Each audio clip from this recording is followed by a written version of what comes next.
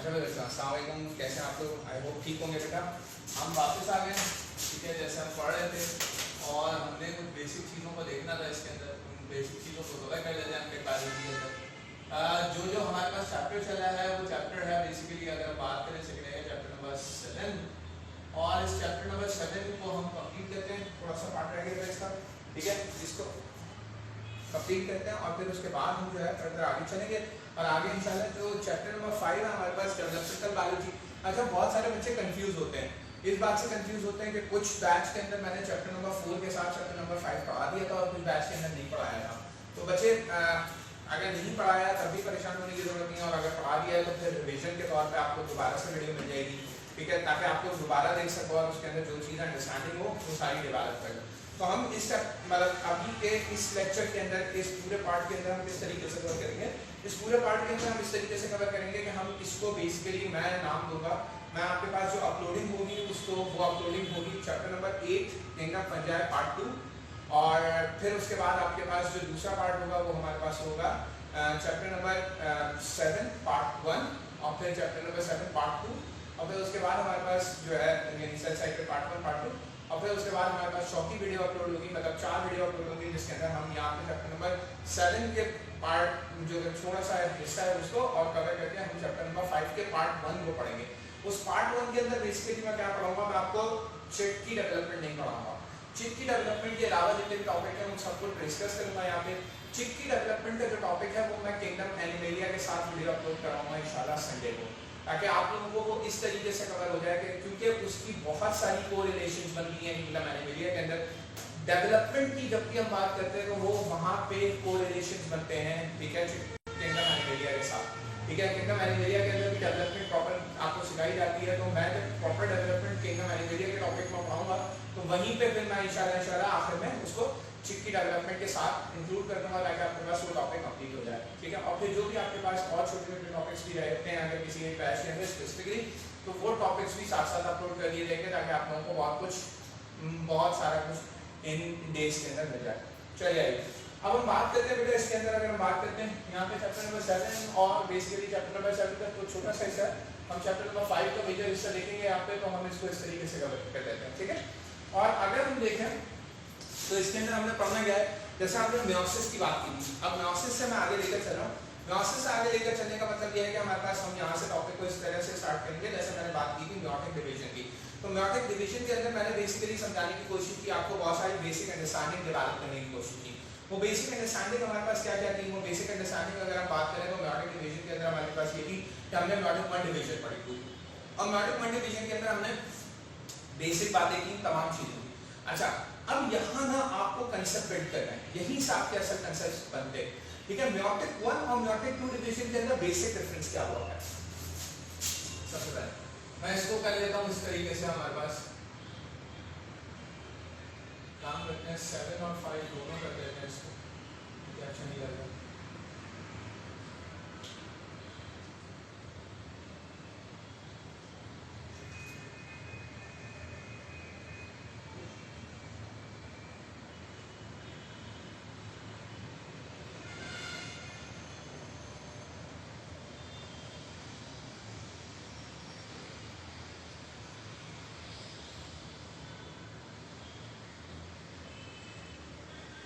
Differences between meiotic 1 and 2 division ये हमने देखना है इसके दरमियान, ठीक है, बेसिक डिफरेंसेस। आमतौर पर बच्चों को, अच्छा मेयोटिक 2 डिवीजन वैसे कहने को तो हमारे पास कैसी डिवीजन है, बिल्कुल माइटोसिस जैसी है। इन जनरल कंसीडर करते हैं जबकि हम मेयोटिक डिवीजंस की तो हम आमतौर पर कंसीडर करते हैं तो किसके जैसी है, बिल्कुल माइटोसिस के जैसी है। लेकिन हम यहाँ स्पेसिफिकली अगर कंसर्न है, यहाँ अगर हम थोड़ा सा फोकस करके पढ़ें इस चीज को, तो हम ये देख रहे होते हैं बेसिकली कि मेयोसिस से हमारे पास कोरिलेशन तो डेवलप हो रहा है इस डिवीजन का, मेयोटिक 1 और मेयोटिक 2 डिवीजन का बेसिकली माइटोसिस से कोरिलेशन तो डेवलप हो रहा है, बिल्कुल माइटोसिस जैसी है। लेकिन फिर माइटोसिस में या मेयोटिक 1 और मेयोटिक 2 डिवीजन में बेसिक डिफरेंस है, यहाँ पे क्वेश्चन रेज होता है। अच्छा, अब इन क्वेश्चंस को हमने समझना है, ठीक है। फॉर एग्जांपल कंसीडर करते हैं, अब जैसे एग्जांपल अगर हम कंसीडर करें, सबसे पहले अगर हम बात करें किसकी, मेयोटिक 1 डिवीजन की, तो मेयोटिक 1 डिवीजन में हमने क्या क्या देखा, मतलब तो मोस्ट इंपॉर्टेंट थिंग जो हमने चीजें देखी उनको मेंशन करना यहाँ पे जरूरी है, ताकि उनके जरिए से बहुत सारी चीजों को समझा जा सके, ठीक है। जब भी हम म्योटिक वन डिवीजन की बात करते हैं बेटा, तो म्योटिक वन डिवीजन के अंदर हम हमेशा कंटिन्यूअसली बात कर रहे होते हैं कि म्योटिक वन डिवीजन के अंदर आपने फोकस करने वाली क्या बातें देखी। हमने बेसिक फोकस करने वाली हमेशा म्योटिक वन डिवीजन के अंदर एक बात देखी। वो क्या बात देखी हमने म्योटिक वन डिवीजन के अंदर? ये देखा कि म्योटिक वन डिवीजन के अंदर सबसे पहले तो हुआ करता है क्रॉसिंग ओवर। ठीक है, crossing over one of the most important thing. और क्रॉसिंग ओवर के अंदर स्पेसिफिकली हम क्या अगर हम बोला कर सकते हैं इसको स्पेसिफिक बोले तो यहाँ पे हमारे पास जेनेरिक वैरायटी दिखती है। ठीक है, ये हमने देखा सबसे पहले म्योटिक वन डिवीजन के अंदर। ठीक है, दूसरी इंपॉर्टेंट पॉइंट क्या हुआ करता है, मैं जनरली कंसीडर किया करता हूँ उसको कि यहाँ पे आपका पास जो प्रोफेस होगा वो प्रोफेस बिल्कुल डिफरेंट होगा। प्रोफेस वन जो हुआ करता है वो डिफरेंट हुआ करता है पूरा का पूरा प्रोफेस वन बनस्पत किसके, प्रोफेस टू के। तो म्योटिक वन डिवीजन के अंदर आपको क्रॉसिंग हुआ है, genetic variety, DNA proof readings, ठीक है, सिनैप्सेस जनरली हम कंसीडर किया करता है हमारे पास बायोलॉजिकल इन्फॉर्मेशन, इन जनरली अगर हम कंसीडर करते हैं हमारे पास क्रोमोसोम फॉर्मेशन, डीएनए कंडेंसेशन, ठीक है, टर्मिनलाइजेशन, ये सारे प्रोसेस नहीं हमें लैप्टोटीन, जाइगोटीन, पैकेटीन, लिपोटीन, डाइकानासिस ये फर्दर हमें प्रॉपर मिलते हैं किसके अंदर, सिर्फ म्योटिक वन डिवीजन में। म्योटिक टू डिवीजन के अंदर आपको ऐसा कोई प्रोग्राम नहीं दिखेगा, आपको कोई ऐसा फिनोमेना नहीं दिख रहा होगा। ठीक है, तो हम जनरली कंसीडर कर रहे होते हैं म्योटिक टू डिवीजन में क्या मिल रहा है, इन जनरल कंसीडर करने के लिए अगर हम म्योटिक टू डिवीजन की बात करें तो म्योटिक टू डिवीजन या माइटोसिस के अंदर जो भी आप नाम देना चाहें, म्योटिक टू डिवीजन या माइटोसिस के अंदर दोनों के अंदर हमें कोई एक डिफरेंट प्रोग्राम मिल रहा होता है। डिफरेंट प्रोग्राम का मतलब क्या बोल रहा है, एक सिंपल मैकेनिज्म मिल रहा होता है। ठीक है, एक सिंपल प्रोफेज मिल रहा होता है जो कि किसका हुआ करता है, जो कि माइटोसिस का प्रोफेज हुआ करता है। उसके अंदर कोई जेनेटिक वैरायटी, कोई इंडक्शन, कोई नई चीज, कोई हमारे पास प्रूफ रीडिंग्स वगैरह कुछ भी नहीं दिख रही होती। सिर्फ हमें क्या लिख रहा होता है, सिर्फ हमें लिखा होता है एक सिंपल प्रोफेज जिसके जरिए से नॉर्मल सेल डिवीजन होती भी हमें दिखेगी। नंबर 1। नंबर 2, इन दोनों के अंदर सबसे एक और इंपॉर्टेंट बात, एक और इंपॉर्टेंट पॉइंट क्या हुआ करता है भाई, यहाँ पे हमें स्पेसिफिकली देख रहे होंगे क्रॉसओवर क्रोमोसोम्स। ठीक है, यहाँ हमें इक्वल डिस्ट्रीब्यूशन मिलती है जिसकी क्रॉसओवर क्रोमोसोम्स की। ठीक है, क्रॉसओवर क्रोमोसोम्स मिलते हैं यहाँ पे। यहाँ हमें अनइक्वल डिस्ट्रीब्यूशन मिला करती है, यहाँ हमें लेस अमाउंट में क्रॉसओवर क्रोमोसोम्स दिखेंगे। नंबर 1। ठीक है, तो यहाँ पे हमें cross over chromosome less amount में दिख रहे होते हैं। ठीक है, ये कह सकते हैं भाई। अच्छा भाई, इसके अलावा अगर हम बात करें, इसके अलावा हमें क्या चीज देखनी है, इसके अलावा हमारे पास एक और इम्पोर्टेंट फोकस करने वाला पॉइंट हुआ करता है, एक और इम्पोर्टेंट पॉइंट हुआ करता है, वो ये हुआ करता है कि इन दोनों की मेटाफेज प्लेट की अरेंजमेंट भी क्या हुआ करती है, परपेंडिकुलर हुआ करती है, मेटाफेज प्लेट अरेंजमेंट। ठीक है, एक तीसरा डिफरेंस है बेसिकली अगर इनके दरमियान देखा जाए तो मेटाफेज प्लेट अरेंजमेंट। ठीक है, यहाँ पे मेटाफेज प्लेट अरेंजमेंट की बात करूं अगर मैं, तो मेटाफेज प्लेट अरेंजमेंट कैसे हुआ करती है, किसमें कैसे हुआ करती है और किसमें कैसे हुआ करती है। ठीक है, ये हमने देखना है। आइए जरा इसको देखते हैं और इसको प्रॉपर्ली समझते हैं। मेटाफेज प्लेट अरेंजमेंट की बात करूं तो जैसे कि फॉर एग्जांपल कंसीडर करते हैं, मैं इस तरीके से बनाता हूं, हमारे पास ये रहा मेरे पास सेल, जैसे एग्जांपल कंसीडर करते हैं। ठीक है, अब हम बात करें तो जैसे हमारे पास यहाँ पे सेंट्रियोसोम है, सेंट्रियोसोम से क्या निकल रहा है हमारे पास, स्पिंडल फाइबर्स निकल रहे हैं हमारे पास यहाँ पे जैसे। ठीक है भाई, इधर ठीक है, और हमारे पास जब ये स्पिंडल फाइबर निकल रहे हैं, फॉर एग्जांपल ये ऐसे मेटाफेज प्लेट अरेंज हो रहा है एक। अगर यहाँ पे म्योटिक वन डिवीजन के अंदर हमें इस तरह से मिलेगा मेटाफेज, कंसीडर करते हैं जस्ट अरेंजमेंट, यानी सेंट्रियोज हमें दोनों कहाँ पे मिलेंगे, एक अपर पोल पे मिलेगा और एक लोअर पोल पे मिलेगा। तो म्योटिक टू डिवीजन में ऐसा नहीं होगा। म्योटिक टू डिवीजन में क्या हो जाएगा, म्योटिक टू डिवीजन के अंदर एक्चुअली सेंट्रियोल्स या सेंट्रियोसोम कुछ इस तरीके से अरेंज हो जाएंगे, वो कुछ इस तरीके से अरेंज करेंगे।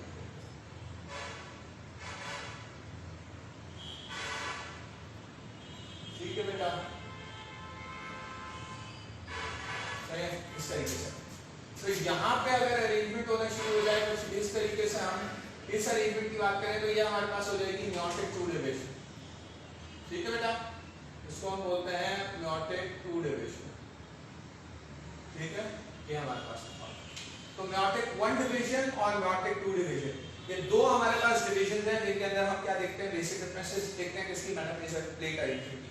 अगर यहाँ तो मेटाफेज प्लेट अरेंज है किस डायरेक्शन में, हॉरिजॉन्टल डायरेक्शन में बेटा, तो आपने याद रखना है नेचुरली हमारे पास यहाँ पे जो मेटाफेज प्लेट अरेंज होगी वो हमेशा कैसी अरेंज होगी, वो हमारे पास अरेंज होगी हमेशा किस डायरेक्शन में, ये अब हमारे पास कौन सी डायरेक्शन में आ गई, वर्टिकल डायरेक्शन के अंदर। यानी इन दोनों की मेटाफेज प्लेट अरेंजमेंट की बात करें तो इन दोनों की डायरेक्शन क्या हुआ करती है, एक दूसरे के परपेंडिकुलर हुआ करती है, जैसा हम बात करें, ठीक है। फिर उसके बाद एनाफेज हुआ करता है, टीलोफेज हुआ करता है हमारे पास। आखिर में हम मेयोटिक 1 और मेयोटिक 2 डिवीजन की बात करें तो रिजल्टेंट सेल की बात करते हैं, ठीक है। मेयोटिक 1 डिवीजन के अंदर रिजल्टेंट सेल हमारे पास कितने हुआ करते हैं, जनरली हम कंसीडर करते हैं रिजल्टेंट सेल हमारे पास 2 सेल होते हैं और उसके अंदर नंबर ऑफ क्रोमोसोम्स क्या हो जाते हैं, हाफ हो जाते हैं, ठीक है। पेरेंट सेल से क्या हो जाते हैं, हाफ हो जाते हैं। क्योंकि आप लोगों को ये तो पता ही होगा, उम्मीद करता हूं कि मेयोसिस होती कैसे है। मेयोसिस के अंदर क्या होता है, डिप्लॉइड हमारे पास सेल होता है, वो डिप्लॉइड सेल्स फर्दर ब्रेक हो जाता है किसके अंदर, और हैप्लॉइड सेल्स के अंदर, ठीक है।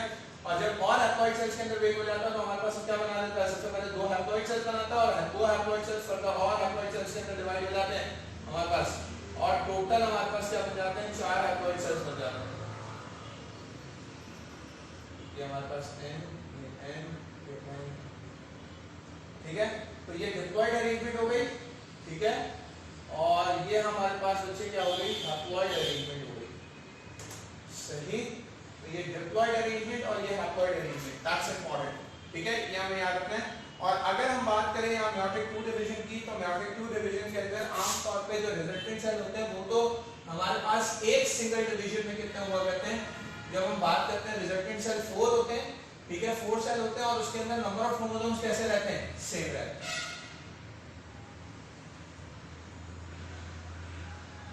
ठीक है बेटा। तो आपने ये याद रखना है, इंपॉर्टेंट फोकस करना। तो ये हमारे पास बात हो गई कि डिफरेंस जो हम देखेंगे बिटवीन मेयोटिक 1 और मेयोटिक 2 डिवीजन, तो वो हमारे पास ये हुआ करते हैं, ठीक है। मेयोटिक 1 डिवीजन के अंदर हमने जैसे बात की इन सारी चीज़ों को फोकस करेंगे और मेयोटिक 2 डिवीजन के अंदर इन सारी चीज़ों को फोकस करेंगे। आई होप आपको ये मेयोटिक 1 डिवीजन और 2 डिवीजन के अंदर समझ में आया होगा। मेयोटिक 2 डिवीजन बिल्कुल किसकी जैसी होती है, माइटोसिस की जैसी होती है। जैसे हम कंटिन्यूअली इस बात को डिस्कस करते हुए आ रहे हैं, वो किसके जैसी होगी, वो किसके जैसी होगी, माइटोसिस के जैसी होगी, हम इस बात को बार-बार देखते रहते हैं, ठीक है बेटा। तो हम यहाँ पे देख रहे होते हैं, ये हमारे पास पॉइंट है इंपॉर्टेंट।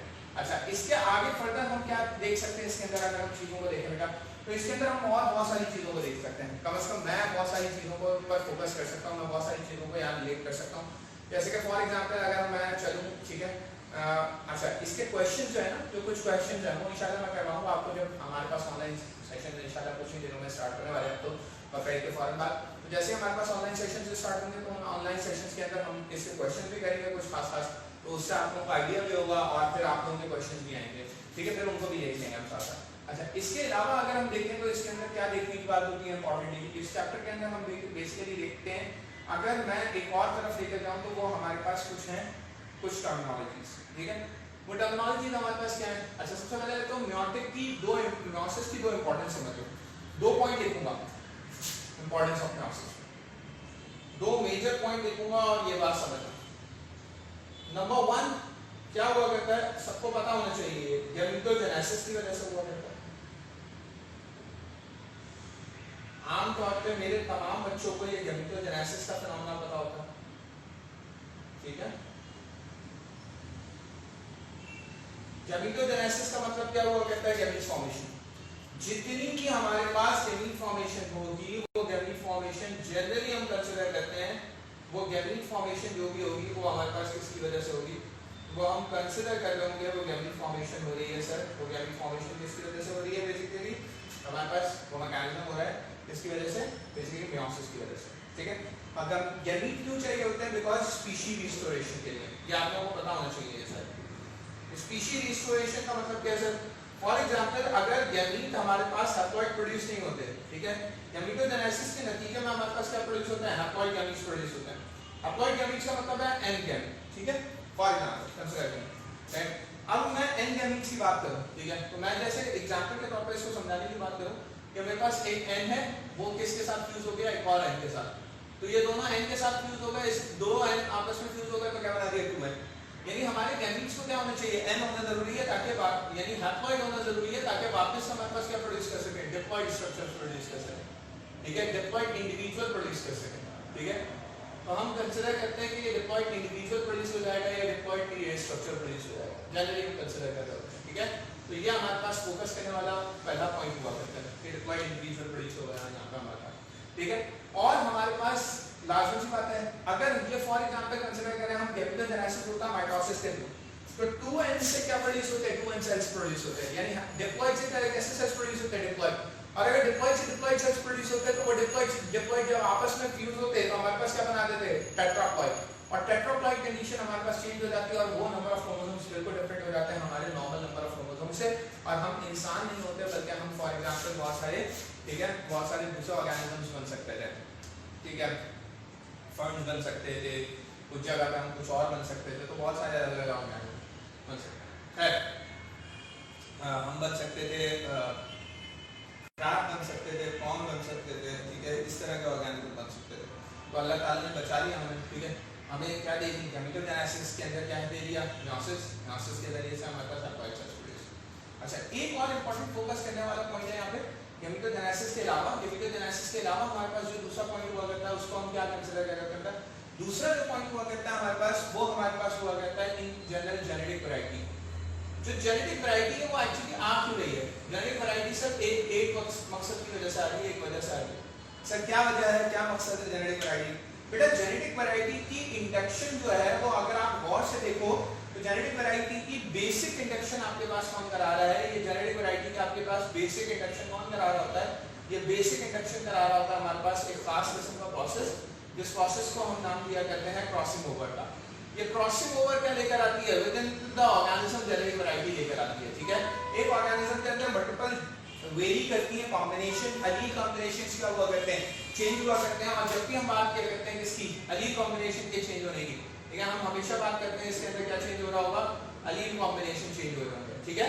तो यहाँ पे हमारे पास क्या चेंज हो रहा होता है, अलील कॉम्बिनेशन चेंज हो रहा होता है, और जैसे जैसे अलील कॉम्बिनेशन चेंज होते चले जाते हैं हमारे पास नेचुरली क्या आना शुरू हो जाता है, जेनेटिक वैरायटी आना शुरू हो जाती है, ठीक है। तो हम क्या बोलते हैं, हम बोलते हैं कि यहाँ पे क्या चेंज हो रहे हैं, अलील कॉम्बिनेशन चेंज हो रहे हैं, और अलील कॉम्बिनेशन चेंज होने की वजह से नेचुरली हमारे पास क्या हो जाता है, ऑर्गेनिज्म के अंदर एक्सप्रेशन चेंज होता है, और जब उसका एक्सप्रेशन चेंज होगा तो ऑटोमेटिकली उसके अंदर क्या आ जाएगी, जेनेटिक वैरायटी आ जाएगी। हमारे पास इंपॉर्टेंट है, आई होप आपको समझ में आया होगा ये यहाँ पे, ठीक है। यहाँ पे हम छोटा सा पॉज लेते हैं, ठीक है, और फिर उसके बाद मैं इसके डिसऑर्डर्स की तरफ चलता हूँ।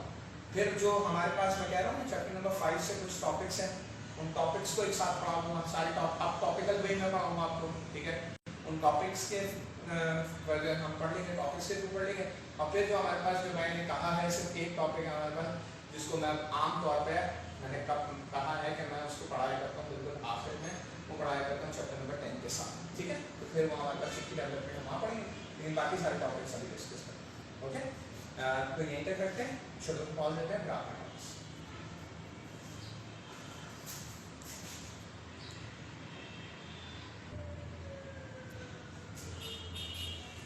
अच्छा बच्चों, तो ये हमारे पास कवर हो गया। अच्छा, अब मैंने ना कुछ आप लोगों को सबसे पहले कंडीशंस पढ़ानी है, ठीक है। जैसे कि सबसे पहले हमारे पास कंडीशन है मोनोप्लॉइड या हैप्लॉइड, ठीक है। इसका मतलब समझ में आना चाहिए आप लोगों को।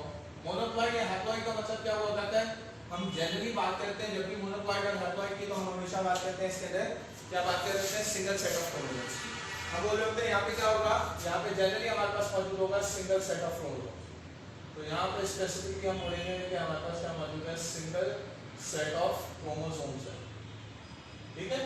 तो फॉर जैसे एग्जांपल कंसीडर करते हैं, मैंने क्रोमोसोम कंसीडर किया और क्रोमोसोम के अंदर मैंने ये कंसीडर कर लिया single set of chromosomes. Single set of chromosomes के मतलब क्या हुआ करता है, सिंगल सेट ऑफ क्रोमोसोम्स की जब भी हम बात करते हैं तो सिंगल सेट ऑफ क्रोमोसोम्स का मतलब होता है आपके पास क्रोमोसोम इन वन फॉर्म होंगे, ठीक है। वन फॉर्म का मतलब है आसान अल्फाज में ये वन साइड की फॉर्म में हम बोल रहे हैं कि हमारे पास 23 पेयर्स होते हैं ना, तो 23 पेयर्स में से हर क्रोमोसोम का एक एक क्रोमोसोम हमारे पास मौजूद होगा। तब हम कंडीशन को क्या नाम देंगे, मोनोप्लॉइड या हैप्लॉइड की कंडीशन का नाम दिया जाता है, ठीक है। इसके अलावा अगर हम देखें तो हमारे पास और क्या कंडीशन आ जाती है, इसके अलावा आ जाती है हमारे पास डिप्लॉइड। डिप्लॉइड का मतलब भी आपको समझ में आना चाहिए।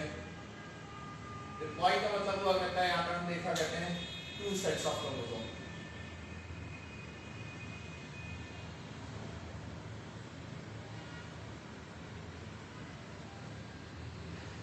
ठीक है, 2 सेट्स ऑफ क्रोमोसोम। सही है बेटा, 2 सेट ऑफ क्रोमोसोम होते हैं तो हमारे पास कंडीशन क्या बन जाती है, डिप्लॉयड बनती है। और डिप्लॉयड के बाद अगर हम देखें आगे तो हमारे पास आती है एक कंडीशन आती है ट्राइप्लॉयड, ठीक है। अच्छा ट्राइप्लॉयड या ट्राइप्लॉयड आमतौर पे अच्छा हैप्लॉयड को देखोगे तो n नंबर ऑफ क्रोमोसोम से रिप्रेजेंट करते हैं, यहाँ हम 2n बोलते हैं, दो सेट हैं, नॉर्मल है, ठीक है। ट्राइप्लॉयड में हमारे पास क्या हो जाते हैं 3 सेट्स ऑफ क्रोमोसोम हो जाते हैं, और ये नॉर्मल नहीं है, ये हमारे पास एबनॉर्मल कंडीशन है, इसको हम प्योरली एबनॉर्मल कंडीशन कंसीडर करते हैं। तो हम बोला करते हैं यहाँ पे हमारे पास क्या आ जाएंगे 3 सेट्स आ जाएंगे। तो मैं इसको मेंशन करता हूँ स्पेसिफिकली 3n के हिसाब से। यहाँ पे हमारे पास क्या है 3n नंबर ऑफ क्रोमोसोम्स है, मीन हमारे पास ये क्या कंडीशन है ट्राइप्लॉयड कंडीशन है, और ट्राइप्लॉयड कंडीशन नॉर्मल नहीं हुआ करती, ठीक है। इसके बाद हमारे पास हम एक और कंडीशन के अंदर आ जाते हैं व्हिच इज हमारे पास जनरली कंसीडर किया जाता है टेट्राप्लॉइडी और टेट्राप्लॉइड। और टेट्राप्लॉइडी के अंदर या टेट्राप्लॉइड के अंदर हम देखें हमारे पास क्या हुआ करते हैं इन जनरल इसको भी कंसीडर करते हैं, हम इसको हम कंसीडर करते हैं 4 सेट्स ऑफ क्रोमोसोम, ठीक है।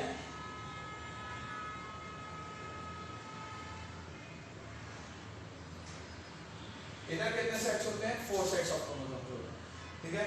So one of the most important thing यहाँ पे भी हमारे पास समझने वाली बात है कि यहाँ पे क्या हुआ करते हैं 4 सेट्स ऑफ क्रोमोसोम होते हैं, 4 सेट ऑफ क्रोमोसोम होते हैं, एंड ये हमें समझना है, याद रखना है। तो हम आम तौर पे बोला करते हैं, इसको भी हम बोला करते हैं कि हमारे पास क्या है 4n टेट्राप्लॉइड कंडीशन, ठीक है। तो मोनोप्लॉइड, डिप्लॉइड, ट्राइप्लॉइड और टेट्राप्लॉइड हमारे पास 4 आम तौर पे, ये दोनों एबनॉर्मल कंडीशन है, ठीक है। इसकी एग्जांपल हमें मिला करती है, इसकी एग्जांपल फिर भी मिलती है, ठीक है, बट ये हमारे पास आज तक कोई एग्जांपल नहीं है, ये हमारे पास सपोजिटरी कंडीशन है। ये हम सपोज करते हैं कि अगर ऐसा हुआ तो ऐसा, मतलब अगर हुआ तो ऐसा हो सकता है कि हमारे पास 4n आ जाए। इसकी एग्जांपल के अंदर 2 बर्थ हैं, ठीक है, 2 बर्थ जो के प्रीमेच्योर बर्थ है। प्रीमेच्योर बर्थ का मतलब है हम अबॉर्शन ही कंसीडर कर सकते हैं उनको, ठीक है। अबॉर्शन करा दिया गया था 2 इंडिविजुअल का, एक अफ्रीका के अंदर और एक नॉर्थ हम कंसीडर करते हैं कैरोलिना में, अमेरिकन स्टेट है। अमेरिकन स्टेट्स के अंदर आमतौर पे एक अमेरिकन स्टेट की एग्जांपल है हमारे पास, और एक हमारे पास अफ्रीका की एग्जांपल है। इन दो स्पेसिफिक रीजन्स के अंदर हमारे पास एक 3 सेट्स ऑफ क्रोमोसोम वाले इंडिविजुअल जो थे वो ह्यूमंस के अंदर जो थे उनकी डेवलपमेंट होते हुए दिखी थी, बट ऑब्वियसली उनको जाहिर सी बात है ऐसे तमाम ऑर्गेनिजम्स को प्रॉपर्ली ग्रो नहीं कराने दे सकते, तो उनको इमेच्योरली क्या कर दिया गया, नेचुरली क्या कर दिया गया, अबॉर्ट करा दिया गया, ठीक है। सो ये हमारे पास कुछ कंडीशन है।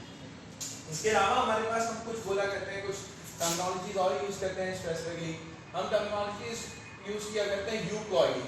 यूप्लॉइडी का मतलब क्या हुआ करता है, यूप्लॉइडी का मतलब हम नॉर्मल नंबर ऑफ क्रोमोसोम्स की बात करेंगे यहाँ पे, ठीक है। और यहाँ पे नॉर्मल नंबर ऑफ क्रोमोसोम्स का मतलब क्या हो सकता है, हम नॉर्मल नंबर ऑफ क्रोमोसोम में दोनों देख सकते हैं, मोनोप्लॉइड की कंडीशन यानी हैप्लॉइड भी आ सकती है और डायप्लॉइड भी, दोनों कंडीशन हमारे पास यूप्लॉइडी के अंदर आ सकती है। इसके अलावा हमारे पास 2 चीजें और हुआ करती हैं। एक फॉर एग्जांपल एक हमारे पास स्पेसिफिक टर्मिनोलॉजी है व्हिच इज नोन एज एनिप्लॉइडी। जब भी हम टर्मिनोलॉजी एनिप्लॉइडी की बात करते हैं तो एनिप्लॉइडी के अंदर हम क्या लेते हैं, एनिप्लॉइडी का मतलब है हम यहाँ पे बात कर रहे हैं स्पेसिफिकली किसकी बात कर रहे हैं, हम स्पेसिफिकली बात कर रहे हैं हम चेंज इन क्रोमोसोम की, change in number of chromosome की। ये जो नंबर ऑफ क्रोमोसोम चेंज हो रहा है, change in number of chromosome by the value of 1, by value of 1। अगर 1 की वैल्यू के हिसाब से बेसिकली चेंज है तो वो change in number of chromosome हमारे पास क्या कहलाता है, वो change in number of chromosome हमारे पास एनिप्लॉइडी कहलाता है, ठीक है। तो याद रखेंगे आप लोग एनिप्लॉइडी का मतलब क्या है, यहाँ पे स्पेसिफिकली हमारे पास नंबर ऑफ क्रोमोसोम चेंज हो रहा है, लेकिन नंबर ऑफ क्रोमोसोम जो चेंज हो रहा है वो by the value of 1 change हो रहा है, 1 की वैल्यू से चेंज हो रहा है, ठीक है। इसके अंदर हम 2 चीजें देखते हैं, एक देखते हैं मोनोसोमी और एक देखते हैं ट्राइसोमी,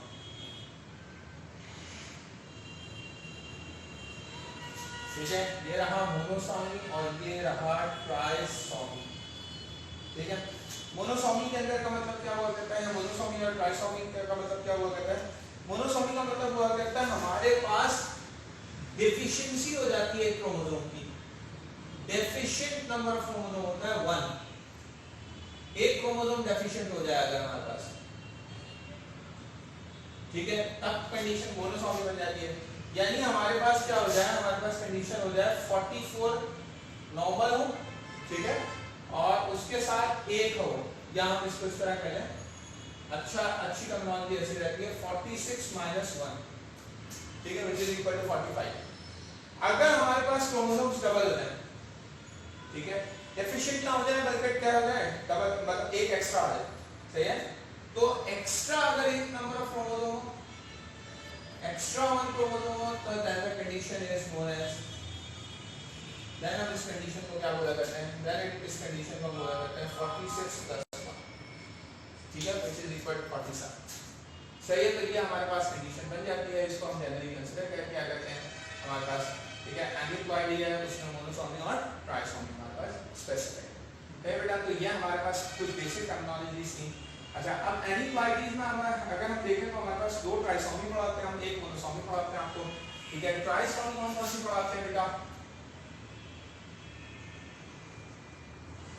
ट्राइसोमी हमारे पास दो हैं, एक है हम बात करते हैं ट्राइसोमी 21, ठीक है, इसमें क्या हुआ करता है 21 फर्स्ट पेयर के ऊपर एक एक्स्ट्रा क्रोमोसोम होता है,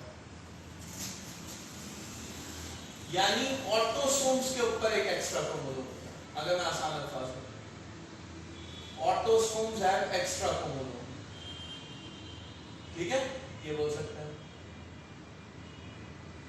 यहां पे, ठीक है बेटा। अच्छा, अब ट्राइसोमी 21 को हम बेसिकली नाम क्या दिया करते हैं, ट्राइसोमी 21 को हम नाम दिया करते हैं डाउन सिंड्रोम, ठीक है। अब मैं इसकी डिटेल आपसे डिस्कस करूंगा, ठीक है, जनरल डिटेल्स आमतौर पे वो देखिएगा, ठीक है। जैसे कि फॉर एग्जांपल कंसीडर करो डाउन सिंड्रोम के बारे में थोड़ी सी आइडिया आपको होना चाहिए, थोड़ा सा आइडिया डाउन सिंड्रोम के बारे में ले लो, ताकि आपको उनकी जो बेसिक अंडरस्टैंडिंग है उसकी वो डेवलप हो जाए। अगर हम जब भी बेटा बात करते हैं ना डाउन सिंड्रोम की इन जनरल, तो डाउन सिंड्रोम के अंदर हम बहुत सारी चीजें देखते हैं, डाउन सिंड्रोम क्यों हो रहा है, कैसे हो रहा है, कहां से हो रहा है, ट्राइसोमी 21 कैसे डेवलप हो रही है। आमतौर पे जो हमारे पास ट्राइसोमी 21 हुआ करती है, वो ट्राइसोमी 21 इस तरीके से डेवलप हो जाती है कि जनरल कंसिडरेशन ये हुआ करती है ट्राइसोमी 21 की, कि होता क्या है कि सबसे मेजर इसका कॉज जो हुआ करता है वो हमारे पास हुआ करता है, अच्छा, इसको मंगोलिज्म भी बोला जाता है, ये आप लोगों को पता होना चाहिए, ठीक है। मंगोलिज्म इसलिए बोला जाता है बिकॉज मंगोलिक फीचर्स आ जाते हैं, ठीक है, मंगोलिज्म भी बोला जाता है, ठीक है।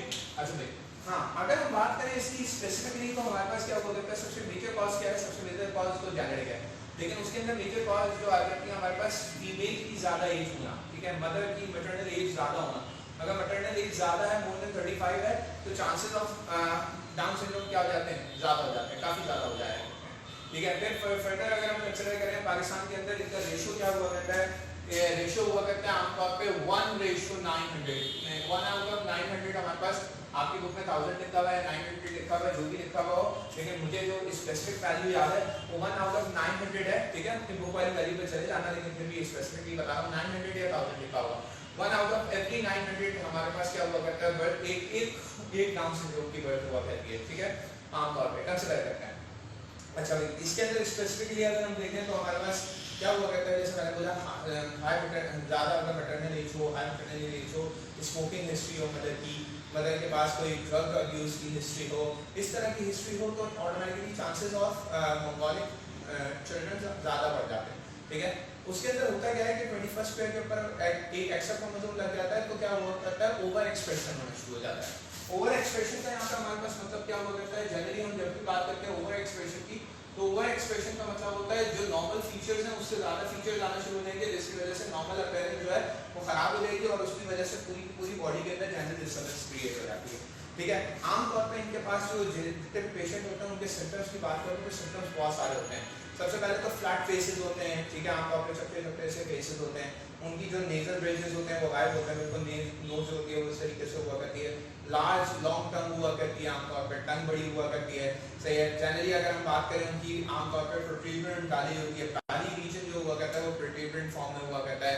फिर मेंटली रिटार्डेड हुआ करते हैं, आईक्यू लेवल्स बहुत लो हुआ करते हैं, जनरल हम कंसीडर करते हैं mental retardation is a basic word जो हम यूज कर सकते हैं, ठीक है। इसके अलावा अगर हम बात करें आमतौर पर स्मॉल आइज हुआ करती हैं।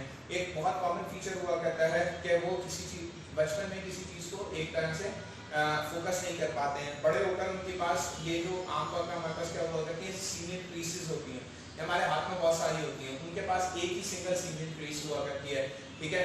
और इसके अलावा बात करें तो हमारे पास ऑर्गन डैमेज हुआ करता है, ऑर्गेनो में गाली होती है, आमतौर पर ऑर्गन प्रॉपर डेवलप नहीं होते, सही है। तो हम कंसिडर करते हैं हैंडीकैप चाइल्ड कंसिडर करते हैं इनको, खास तौर पे किसको, डाउन सिंड्रोम के पेशेंट्स को आमतौर पे। अगर आपको डाउन सिंड्रोम के पेशेंट आपने देखे हो तो चाइनीज फेसेस, ठीक है, विद प्रोट्रूडेंट वैली, विद ठीक है एब्नॉर्मल ग्रोथ, एब्नॉर्मल एनलार्जमेंट, वो आपको स्पेसिफिकली किसके अंदर देखते हैं, डाउन सिंड्रोम के अंदर दिखा करते हैं, ठीक है। सो वो हमारे पास ऐसे पेशेंट्स होते हैं, बहुत सारे पेशेंट्स हुआ करते हैं। अगर आप लोगों ने देखे हो अपने इर्द गिर्द, नहीं देखे हो तो आपने एक मूवी देखी होगी तारे ज़मीन पर। उस तारे ज़मीन पर मूवी के अंदर आमिर खान एक स्कूल में पढ़ाता है, टीएलएफ स्कूल। उस टीएलएफ स्कूल के अंदर बहुत सारे ऐसे चिल्ड्रन जो हैं जो डाउन सिंड्रोम के पेशेंट्स हैं उनको दिखाया जाता है, ठीक है। इसके अलावा स्पेसिफिकली अगर हम बात करें इनकी एवरेज एज की, तो आमतौर पर इनकी एवरेज एज जो हुआ करती है वो हुआ करती है 18 से 25 साल, लेकिन कंसिडर किया जाता है ये सर्वाइव कर जाते हैं कुछ 17% 18% के आसपास सर्वाइव कर जाते हैं 45 ईयर्स तक। तो कुछ होते हैं जो कि वो स्पेसिफिकली 40-45 ईयर्स तक चले जाते हैं, अदरवाइज बाकी सब जो है वो स्पेसिफिकली इतना ही रहते हैं। अच्छा, इसके अलावा अगर हम बात करें हमारे पास एक और है, कोई ट्रीटमेंट नो ट्रीटमेंट आता है। इसके अलावा अगर हम देखें हमारे पास एक और ट्राइसोमी है, ठीक है। ट्राइसोमी हमारे पास कौन सी हुआ करती है, एक और ट्राइसोमी हुआ करती है जिसको हम बोलते हैं ट्राइसोमी, अच्छा 2-3 और है, ठीक है। ट्राइसोमी 13 भी होती है, ठीक है, 13 के ऊपर भी लगा होता है। ट्राइसोमी 9 भी होती है और ट्राइसोमी 18 भी होती है, ठीक है, कुछ इस तरीके से। देन 9, 13, 18, 13 वाले को टाउ सिंड्रोम कहते हैं, पटाओ PATAU करके नाम है उसका, लेकिन उसको टाउ सिंड्रोम पढ़ते हैं, पटाओ नहीं पढ़ते, प्रोनाउंस नहीं करते। इस तरीके 9 में हमारे पास जॉनसन सिंड्रोम आ जाते हैं, 18 वाला आ जाता है। तो ये सिंड्रोम है, लेकिन ये आप लोगों को पढ़ाई नहीं जाती, ठीक है, तो इसलिए मैं यहाँ डिस्कस नहीं कर रहा, सिर्फ आपको एक आइडिया देने के लिए मैंने बोल दिया है। हाँ, trisomy on sex chromosome is important, which means हमारे पास सेक्स क्रोमोसोम आमतौर पर मेल्स के अंदर और फीमेल के अंदर डिस्क्रिमिनेटिव होते हैं, अलग होते हैं। फॉर एग्जांपल अगर हम बात करें फीमेल मेल के अंदर कैसे होते हैं, XY होता है, लेकिन अगर XY के अंदर एक एक्स्ट्रा X लग जाए, ठीक है, नॉर्मल मेल हो हमारे पास, उस मेल के अंदर हमारे पास एक एक्स्ट्रा X का एक्सप्रेशन ऐड हो जाए, अगर मेल के अंदर एक एक्स्ट्रा X का एक्सप्रेशन ऐड हो जाए तो हम कंडीशन को बोलते हैं, हम कंसीडर कर रहे हैं, फिर हम कंसीडर कर रहे होते हैं कि हमारे पास क्या है, ठीक है। हम आमतौर पर कंसीडर करते हैं हमारे पास क्या है, trisomy on sex chromosome which is XXY, ठीक है, इसको इस तरह भी बोलते हैं और इसको इस तरह भी लिखते हैं, 44 प्लस XXY, ठीक है, इस तरीके से। आमतौर पर 44 के बाद XY होने चाहिए थे नेचुरली, लेकिन क्या हो गया, एक एक्स्ट्रा X आगे लग गया, तो उसकी वजह से क्या हो गया, हमारे पास एक्सप्रेशन। इनको हम नाम क्या दिया करते हैं, इनको हम नाम दिया करते हैं क्लाइनफिल्टर सिंड्रोम, ठीक है, क्लाइनीज बोला करते हैं इनको लेमन लैंग्वेज के अंदर, ठीक है। अच्छा, बहुत सारे बच्चे इनको किससे मिला देते हैं, इनको मिला देते हैं आमतौर पे बाइसेक्सुअलिटी से। भाई ये डुअल सेक्सुअलिटी नहीं है, ठीक है, डुअल सेक्सुअलिटी बाइसेक्सुअल ऑर्गेनिज्म का मतलब होता है जो कि मेल के साथ भी सेक्सुअली इन्वॉल्व हो और फीमेल के साथ भी सेक्सुअली इन्वॉल्व। ये डुअल सेक्सुअलिटी नहीं है बेटा, ये क्या है, इनके पास दोनों सेक्सुअलिटीज जो है वो प्रॉपर्ली डेवलप नहीं होती, ठीक है। तो आमतौर पर इनको बोला करते हैं बाइसेक्सुअल, बाइसेक्सुअल नहीं होते बेटा ये, ठीक है। ये हमारे पास क्या है, इनके पास इनकी सेक्सुअलिटी मौजूद ही नहीं है, ठीक है, प्रॉपर सेक्सुअल डेवलपमेंट ही नहीं होती है, ठीक है, ना तो X को एक्सप्रेस होने देता है, ना X Y को एक्सप्रेस होने देता है। Y आमतौर पे Y क्रोमोसोम ऐसा क्रोमोसोम है जो कि कंसिडर करो, अगर मैं बहुत अच्छा पढ़ाना चाहूँ इसके ऊपर मैं बहस नहीं करना चाहता क्योंकि आप लोग निकल जाओगे, मेरे हाथ से निकल जाओगे अगर मैं इसको पढ़ाने चला गया, तो इसलिए मैं उस डिटेल में नहीं जानना चाहता, बस ये बताना चाहता हूँ कि क्लाइनफिल्टर सिंड्रोम के अंदर अगर देखोगे तो क्लाइनफिल्टर सिंड्रोम के Y आमतौर पे X को एक्सप्रेस नहीं होने देता है, जिसकी वजह से हमारे पास एक फिनोमेना होता है खासतौर पे जो मेल बन पाते हैं। लेकिन अगर 2 X आ जाए तो वो नेचुरली हमारे पास ना तो मेल बन पाएंगे ना तो फीमेल बन पाएंगे। दैट्स व्हाई आमतौर पे इनको हम पहचानते कैसे, जेनेटिक कॉज है, अगेन कंसीडर किया जाता है 1 in every 500 बर्थ हमारे पास क्या हुआ करता है, रेशियो हुआ करता है इसका, ठीक है। ये रेशियो आपने भी याद रखना है, तकरीबन 1 in every 500 बर्थ हमारे पास क्लाइनफिल्टर सिंड्रोम जो हुआ करते हैं।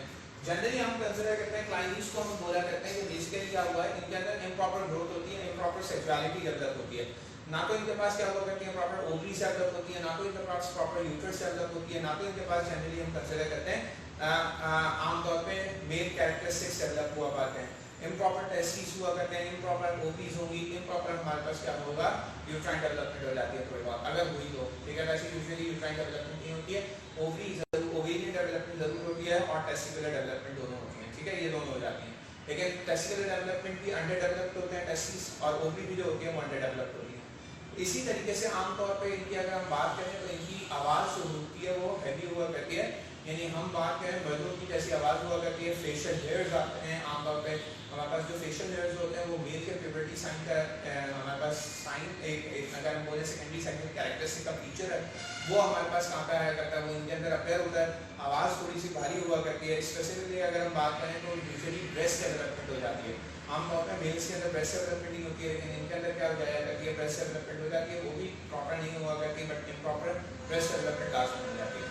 साथ साथ अगर हम बात करें तो इनके अंदर जो हमारे हम बोला करते हैं आमतौर पे इम्पोर्टेंट होते हैं, ठीक है। इम्पोर्टेंट का मतलब है इनफर्टाइल हुआ करते हैं, ठीक है, कोई एबिलिटी नहीं होती, सेक्सुअल एबिलिटी बिल्कुल जीरो हुआ करती है। स्पेसिफिकली अगर हम चले जाएं मेंटल लेवल की, तो इनका आईक्यू लेवल काफ़ी लो हुआ करता है, बिलो 60 हुआ करता है, मतलब इनसे अगर हम थोड़ी सी अच्छी सी कोई मैथ सॉल्व कराएंगे तो इनसे कोई मैथ सॉल्व नहीं होगी। वैसे तो हमारे बच्चे से कोई मैथ सॉल्व नहीं होगी, उनका भी मेंटल जो आईक्यू लेवल है वो माशाल्लाह इतना बड़ा होता है, लेकिन जनरली अगर हम बात करें कि इनके इसमें अगर कोई मैथ सॉल्व कराते हैं तो यूजुअली नहीं कर पाया करते। That's why. अच्छा, एवरेज एज का कोई खास नहीं है इसके अंदर, आमतौर पे जीते हैं, अच्छा खासा जीते हैं, ठीक है। या इंपॉर्टेंट ये है कि जनरली हमारे पास क्या हुआ करता है, हमने इनको अलग कर दिया है, हमने बेसिकली इनको अलग कर दिया अपनी सोसाइटी से, क्योंकि हम इनको एक्सेप्ट नहीं करते as a part of our society, so we are ones जो कि डिस्क्रिमिनेशन करते हैं, और हम हमारे साथ जब डिस्क्रिमिनेशन होती है तो हम रोने लगाते रहते हैं, ठीक है। सो बस ऐसे ही बराबर रहना है अल्लाह ने आपके साथ। नेक्स्ट इंपॉर्टेंट हमारे पास क्या है, मोनोसॉमी है हमारे पास बेटा। मोनोसॉमी का मतलब क्या हुआ करता है, मोनोसॉमी का मतलब हुआ करता है, बात करें एक डेफिशिएंट क्रोमोसोम की, तो यहाँ पर हमारे पास एक ही पढ़ाया गया which is 44 + X0, that is हम बात करते हैं कि फीमेल होना थी, ठीक है, ट्वाइस, ये मोनोसॉमी है ऑन सेक्स क्रोमोसोम, इंपॉर्टेंट, ठीक है, इसे फीमेल होना था लेकिन ये फीमेल नहीं हो सकी, ठीक है, तो हम कंसीडर करते हैं इसको monosomy on sex chromosome which is 44 + X0, ठीक है। और हम इसको क्या कंसिडर करते हैं, हम कुछ इसको कंसिडर इस तरह से करते हैं कि हम बोला करते हैं कि हमारे पास क्या है, ये हमारे पास इसमें क्या हुआ करता है, एब्सेंट होता है या डेफिशिएंट होता है एक क्रोमोसोम,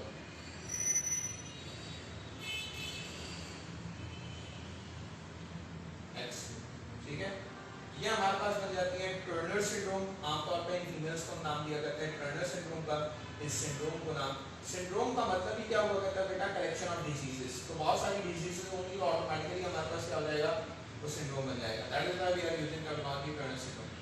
आमतौर पे सबसे इंपॉर्टेंट बात क्या हुआ करती है, इनको होना क्या था, फीमेल होना था, ठीक है, लेकिन ये हो कंप्लीट इनकम्प्लीट फीमेल बन गई, तो इनको हम जनरली बोलते हैं अंडर डेवलप्ड फीमेल। और जब मैं अंडर डेवलप्ड फीमेल की बात करूँ तो इसके अंदर नेचुरली क्या होगा, हमारे पास फीमेल की पूरी कैरेक्टरिस्टिक्स मौजूद नहीं होगी। आमतौर पे अगर हम देखें तो ये हमारे पास बहुत रेयर केस होते हैं, 1 in every 5000 केस हमारे पास एक आता है क्योंकि मोनोसॉमी आती है और वो हमारे पास टर्नर सिंड्रोम आता है, 1 in every 5000 which is rare birds, ठीक है। जब भी हम बात करते हैं 1 in every 5000 की, तो वो हमारे पास बहुत रेयर बर्ड, ठीक है। अच्छा, इंपॉर्टेंटली हमारे पास याद रखना है आपने इसके अंदर बेसिकली कि फीमेल होगी, शॉर्ट स्टेचर फीमेल होती है, ब्रॉड चेस्टेड फीमेल हुआ करती हैं, इनकी नेक के ऊपर फोल्ड्स हुआ करते हैं, जनरली हम कंसीडर करते हैं। One of the highlighted most highlighted feature is इनके पास नेक के ऊपर बहुत हैवी फोल्ड्स हुआ करते हैं, ठीक है। शॉर्ट स्टेचर होती है, हाइट बहुत छोटी हुआ करती है और ब्रॉड चेस्टेड हुआ करती है। चेस्ट आमतौर पे जो शोल्डर रीजन हुआ करता है, चेस्ट रीजन हुआ करता है, बहुत ब्रॉड हुआ करता है। मेंटल लेवल बिल्कुल मेंटल रिटार्डेशन की तरफ तो नहीं जाती, बट आईक्यू लेवल काफी लो हुआ करता है, जनरली हम कंसीडर करते हैं, ठीक है। ओवरीज प्रॉपर डेवलप नहीं हुई भी होती, जिसकी वजह से न्यूट्राइन डेवलपमेंट भी नहीं हो पाती है, स्ट्रीट ओवरीज होती हैं, ठीक है। तो इम्पोर्टेंट इनफर्टाइल हुआ करती हैं, यूजुअली हम कंसीडर करते हैं। साथ साथ आमतौर पर कंसीडर करते हैं कि एवरेज एज ज़्यादा नहीं होती, 17 ईयर्स एवरेज एज होती है। बहुत रेयरली कोई सर्वाइव करके 25 तक तो रेयरली हमारे पास सर्वाइव कर जाती है, क्योंकि इनके अंदर ऑर्गन डैमेज बहुत ज़्यादा होता है, ऑर्गेनोमेगाली हो जाती है, जिसकी वजह से ऑर्गन नॉर्मल अपना काम नहीं कर पाते और इनकी डेथ हो जाती है। तो ये हमारे पास 3 मेजर डिसऑर्डर्स थे जो कि हमने ट्राइसोमी और मोनोसोमी कंडीशन के अंदर। आई होप आपको समझ में आया होगा। ठीक है, यहाँ पे हम देख लेते हैं, या तो एक काम करते हैं, हम इस वीडियो को यहीं पे रख के हम फिर अगला चैप्टर स्टार्ट करेंगे। यहाँ हम देख लेते हैं, कोशिश करते हैं कि अगर हम यहीं पे नया चैप्टर स्टार्ट करके कुछ चीज़ों को कर सकते हैं। ठीक है।